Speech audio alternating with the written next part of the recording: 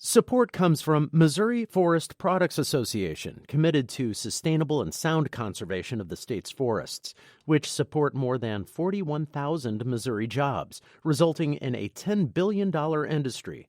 ChooseWood.com. We hope you enjoy listening to this podcast of St. Louis on the Air, brought to you by University College at Washington University, with undergraduate and graduate programs part-time, evening, and online. University College at Washington University, offering world-class education within reach. Welcome to St. Louis on the Air. I'm Don Marsh.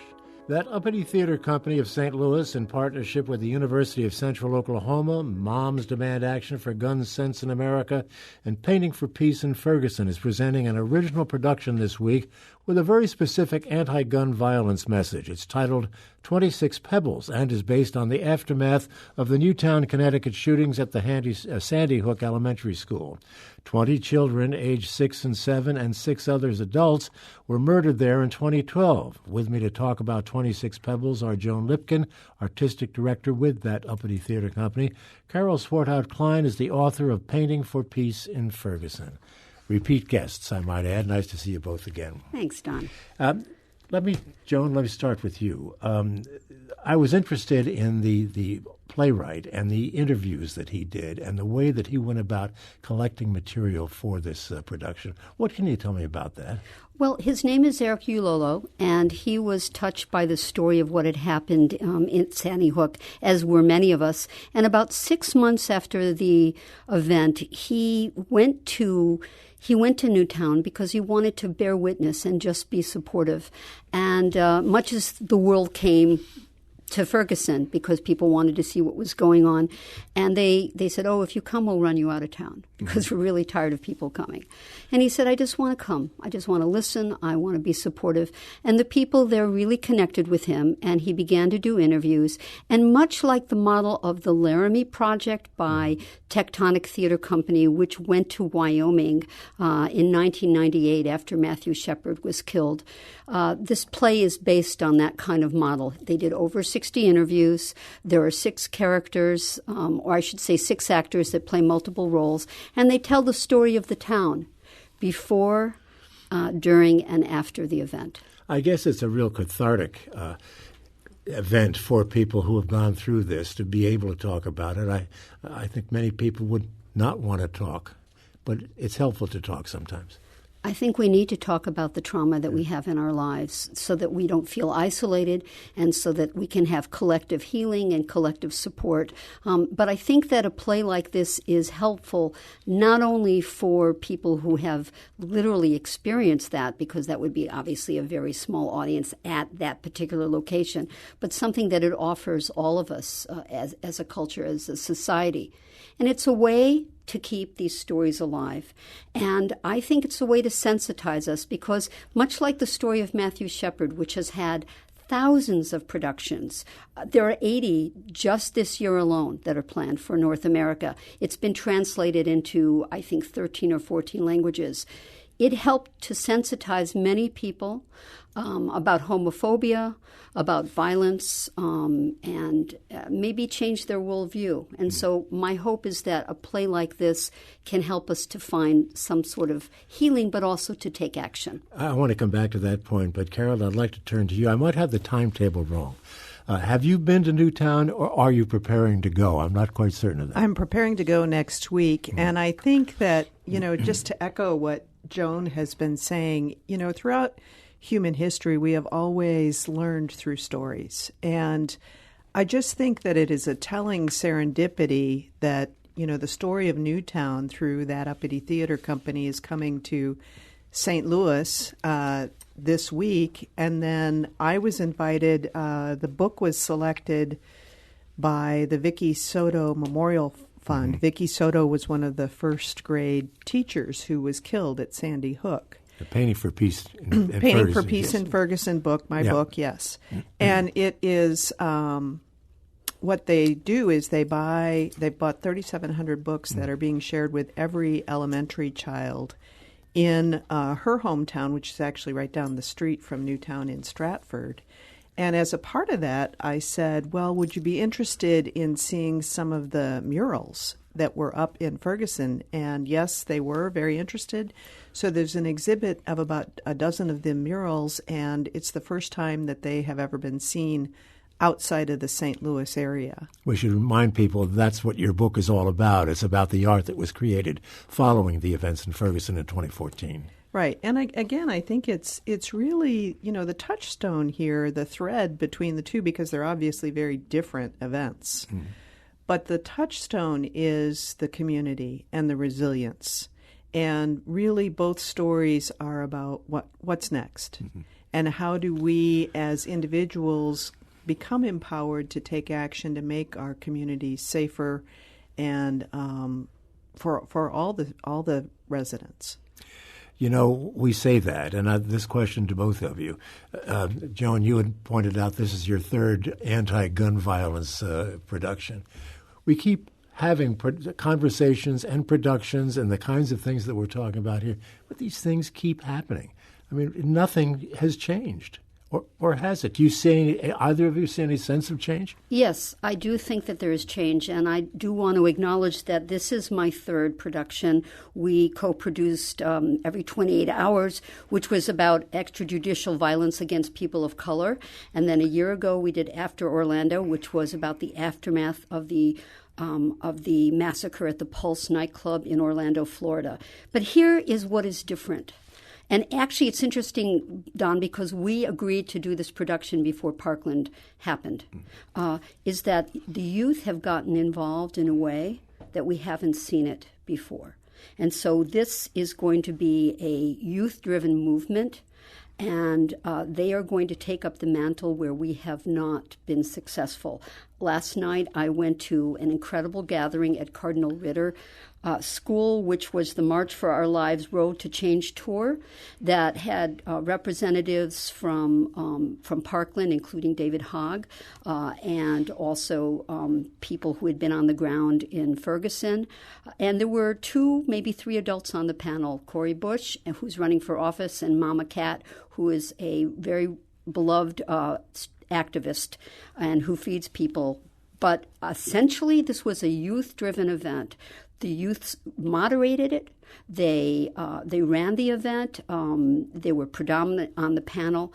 And this is what is going to be different, because we have a generation now that has an issue that is impacting them. There are more mass shootings in educational facilities than in any other setting. Yes, we had the shooting at Pulse, and we had a shooting at the church in Charleston, and the concert in Las Vegas. But there are approximately one episode of shooting a week this year, over 45 since the beginning of the year in educational institutions, whether they're affluent or whether they're economically challenged. And the young people have said enough is enough. And I believe that with their leadership, I'd love to say with their leadership and our support of them, particularly if we tie it with voter registration and getting out the vote, we can make a difference now. Mm-hmm. Carol, the 3,700 books that are going to be distributed, are they going to be going to young people? Yeah, they're going to all of the elementary school children in the Stratford, Connecticut school district. What do you hope happens when these kids see these murals? It's going to be a fascinating trip, John. I really do think it's going to be very profound to be there, where this community is still wrestling with this unspeakable tragedy. Mm. I know the stories that I can bring back from Ferguson, and I think you had asked, have things changed? I think some. Everyone would always like to see it happening faster, but I think there are people that are really dedicated. I heard your interview last week with Pastor F. Willis Johnson. Yes. And, when he was describing the people of Ferguson, he said, they are resilient. Mm-hmm. And I know there have been new connections made. I would not have, for example, ever met Pastor Johnson, but I've since done some programs at his church. And it's hard to explain, but there is an inner attitude that I think has changed, and that's where it has to begin. And it begins by sharing these stories. Mm-hmm. And as Joan has pointed out with young people, they really do seem to be the answer this time around. I think after Parkland, many people have made that point that it's going to be up to them. Yeah, social change has always been led by the youth. Yeah. And you go back through history, and it takes, from women's voting rights on down, it takes the youth getting involved, because we all know that's our future. But, Joan, are young people going to be coming to your play? Well, it is our hope, and we certainly have invited them. What I'm excited about, Don, is that it's actually a student production, which I think is important. This play is so beautiful and evocative, and it had its first performance at the Human Race Theater in Ohio about a year ago, and it has just been published. And I see the capacity of this play to be picked up and done all over the country. And wouldn't it be wonderful if it were done in high schools and in colleges? And in fact, there is a production on the books in Central Missouri at a college for later this year. So we're reaching out to everyone. One thing that I hope is helpful is that it's free. That is always helpful. That's been my experience anyway. Yeah. Carol, let's explore a little bit more this notion of art, visual or performing art, as being an element to affect social change. How realistic is that? I think the art played many roles. I think certainly some of the art that was created in Ferguson, that's in the book Painting for Peace in Ferguson, was certainly demanding calls for social change. But what was interesting about that whole effort? First, there were 450 people that came out on Thanksgiving when they could have been going to the sales at the stores or eating leftover turkey or watching football. Instead, they said, no, we have to come out. We have to do something. And this is how they chose to participate. But a lot of the art is cathartic also. It was interesting to me that the people that several of the organizers of that effort were art therapists. And sometimes art becomes a way when people are not necessarily can't put their thoughts into words just yet. It becomes another way to express it. Interestingly, one of the murals that is going up to Connecticut is by an art teacher, Marnie Clonch, who is the University City Director of Fine Arts, and her piece is entitled Resilience, and it is of a tree standing strong despite all the swirls going around it. So I think, particularly when I talk to kids, there are a lot of really powerful symbolism in the images. The one done by Anna Bonfilla of the Black and White Hand that symbolize the arch, and yet the roots are exposed. She has roots at the bottom, and her interpretation of that was, we can't stay where we are if we're going to improve. We need to be uprooted to move somewhere else. And it gets the kids thinking about these visual images in a different way. I think we're going to have some of those images on our website later today, too, Great. that people can see them.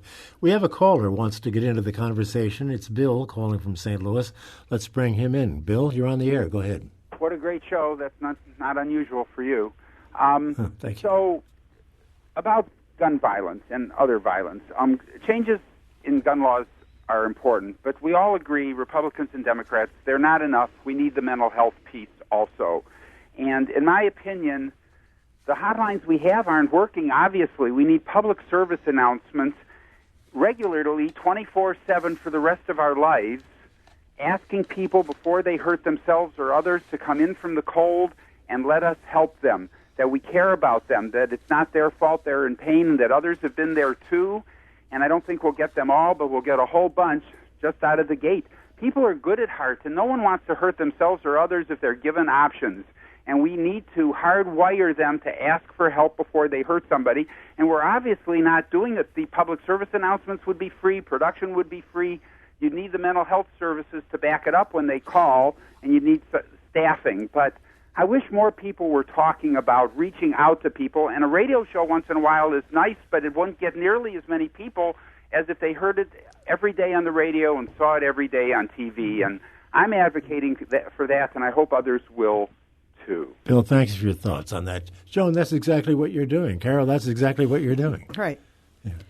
You want to react further to what Bill said? Well, I appreciate his comments. And the thing is that any kind of real change has to happen on several levels.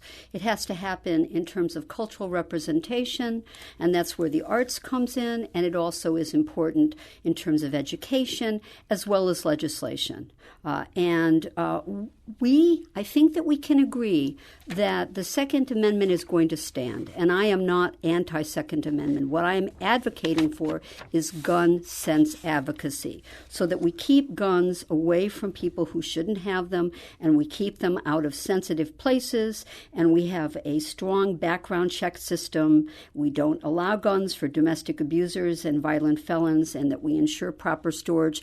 This is a matter of public education, but it's also a bipartisan issue, because we can come together and say we may never have a singular response to how to approach the issue of gun safety, but we can agree that this is a deeply ethical and moral issue and a public health epidemic that we need to come together. Carol, there has to be a political component to this. Whatever people may say and think about politics, but the politicians just don't seem willing or courageous enough to move on this. Well, I think the people need to come forward. Ultimately, in our democracy, our politicians work for us, and when they know that this is something that is really valued and important, it's complicated in our country. It was interesting in Australia when, the caller spoke about mental health issues. And in Australia, when they had the horrendous mass shooting and they did very restrictive gun safety measures as a country, one of the big unintended consequences that was that suicides were down dramatically.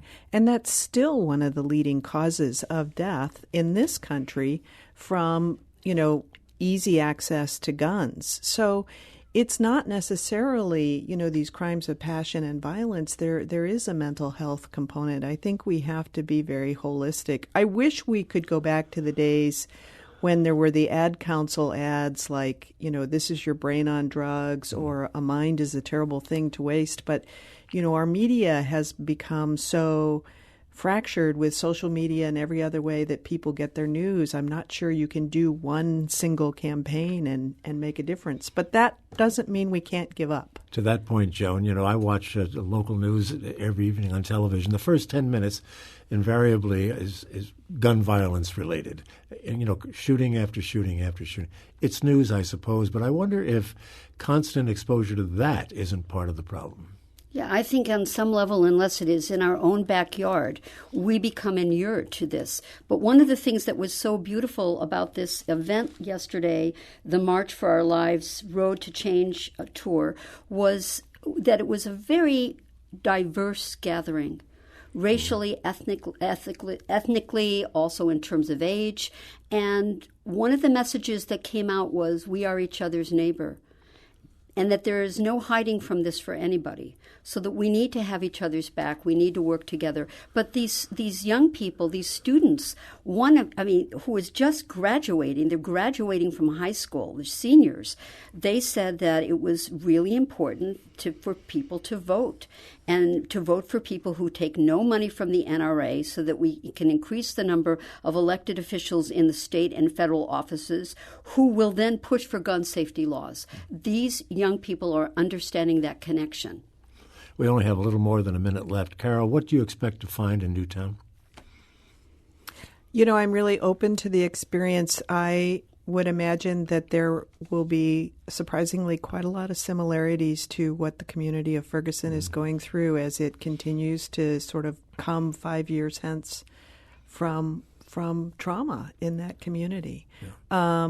I do want to point out that the play, because I really am supporting her play, starts tomorrow night at First Congregational Church at 7 p.m. on Whiteown Boulevard, and it is free, and it is an uplifting production, even though it deals with a difficult subject. I have in my notes here that It's going to be starting tomorrow, and it has various times and various locations.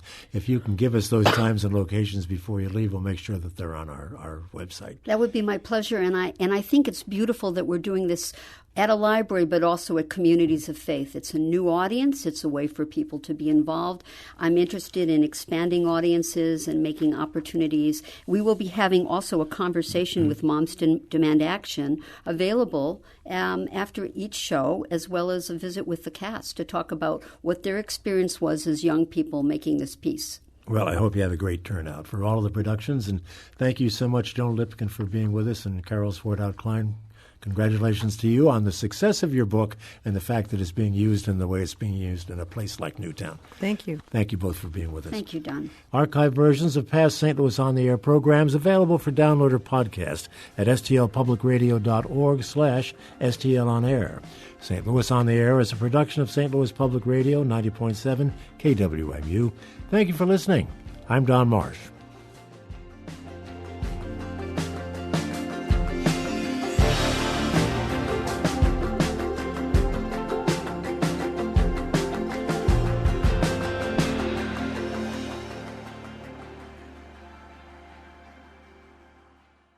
Support comes from Missouri Forest Products Association, committed to sustainable and sound conservation of the state's forests, which support more than 41,000 Missouri jobs, resulting in a $10 billion industry. ChooseWood.com.